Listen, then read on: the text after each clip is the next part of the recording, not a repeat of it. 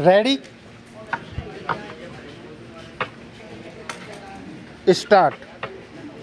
महोदय, यह कोई बड़े महत्व की बात नहीं है कि हम इस भाषा को हिंदी कहें या हिंदुस्तानी, क्योंकि वास्तविकता यह है कि हर शब्द के पीछे एक इतिहास होता है और यह किसी न किसी निश्चित चीज़ का द्योतक होता है जिससे उसका अर्थ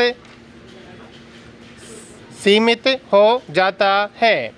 जिस बात के बारे में हमारे मन साफ रहने चाहिए वह है भाषा का भीतरी सार, और यह कि वह भाषा संसार को किस दृष्टि से देखती है, यानी वह सीमित करने वाली, आत्मनिर्भर, अलग अलग रहने वाली और संकीर्ण है या उससे उल्टी है।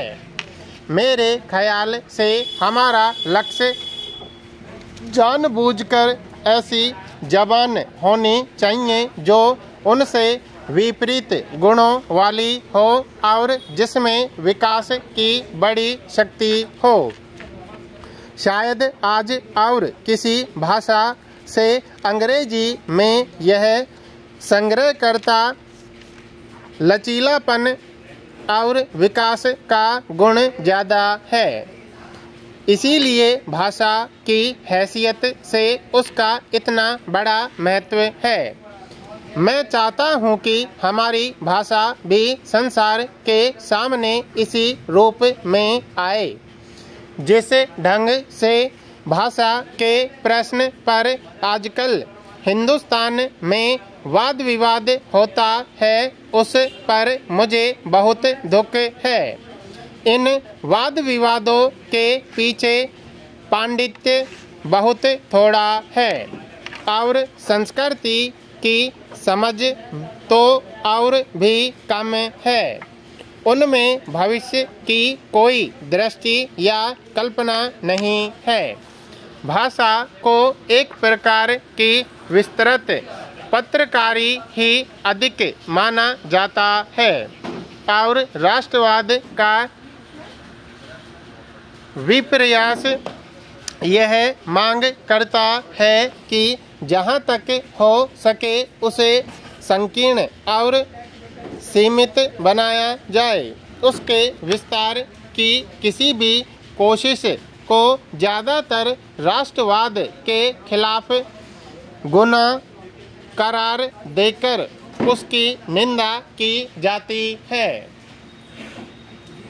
प्राय भाषा का सौंदर्य इसमें मान लिया जाता है कि वह अत्यंत अलंकारिक हो और उसमें लंबे और जटिल शब्द प्रयोग हों। उस भाषा में शक्ति या गौरव बहुत कम दिखाई देता है और छाप यही पड़ती है कि उसमें ऊपरीपन और छिछलापन बहुत ज़्यादा है। जैसे काव्य कोई तुकबंदियों और अनुप्रासों का समूह नहीं होता, वैसे ही भाषा भी खाली जटिल और कठिन शब्दों का प्रदर्शन नहीं है। अंग्रेजी के सुपरिचित और साधारण शब्दों का अनुवाद करने की हालत में जो कोशिशें हुई हैं वे निहायत ऊटपटांग हैं। भाषा को गढ़ने में अगर यही वृत्ति रही तो निश्चय ही विचारों को प्रकट करने के एक सुंदर साधन की हत्या हुए बिना न रहेगी। यह सत्य बात है। महोदय, अगर मुझसे पूछा जाए कि भारत के पास सबसे बड़ा खजाना कौन सा है और उसकी सबसे बढ़िया विरासत क्या है, तो मैं निस्संदेह उत्तर दूंगा कि वह संस्कृत भाषा साहित्य और उसका भंडार है। यह एक शानदार विरासत है। जब तक वह बनी रहेगी और हमारी जनता के जीवन को प्रभावित करती रहेगी, जब तक भारत की मूल प्रतिभा बनी रहेगी, यह एक भूतकालीन निधि होने के अतिरिक्त एक सजीव परंपरा भी है। यों ऐसी प्राचीन भाषा के लिए इतनी मात्रा में होना आश्चर्य की बात है। मैं संस्कृत के अध्ययन को प्रोत्साहन देना चाहूँगा और चाहूँगा कि हमारे पंडित इस भाषा के दबे हुए साहित्य की, जिसे लगभग भुला दिया गया है, खोज करें और उसे प्रकाश में लाएं। यह आश्चर्य की बात है कि जहां हम राष्ट्रवाद की पराकाष्ठा पर पहुंचकर भाषा की इतनी ज़्यादा बातें करते हैं, वहां उसकी भक्ति खाली ज़बानी है या राजनीतिक उद्देश्यों के लिए हम उसका दुरुपयोग करते हैं। जिस तरह एक भाषा की सेवा की जानी चाहिए, उस तरह उसकी सेवा बहुत कम की जाती है। संस्कृत में देखिए या आधुनिक भारतीय भाषाओं में देखिए, रचनात्मक कार्य बहुत ही कम होता है। हम प्राय न खाएं न खाने दें की नीति बरतते हैं, स्वयं कुछ नहीं करते और साथ ही दूसरा कोई भाषा के विकास की कोशिश करें तो उसे पसंद भी नहीं करते। अंत में तो किसी भाषा का विकास उसकी अपनी योग्यता से होगा, न कि कानूनों और प्रस्तावों से।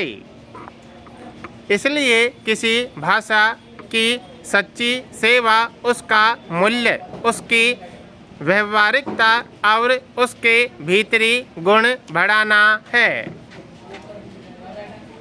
संस्कृत कितनी ही महान हो और हम उसके अध्ययन को कितना ही प्रोत्साहन देना चाहें, जैसा हमें देना चाहिए, तो भी वह जीवित भाषा नहीं हो सकती।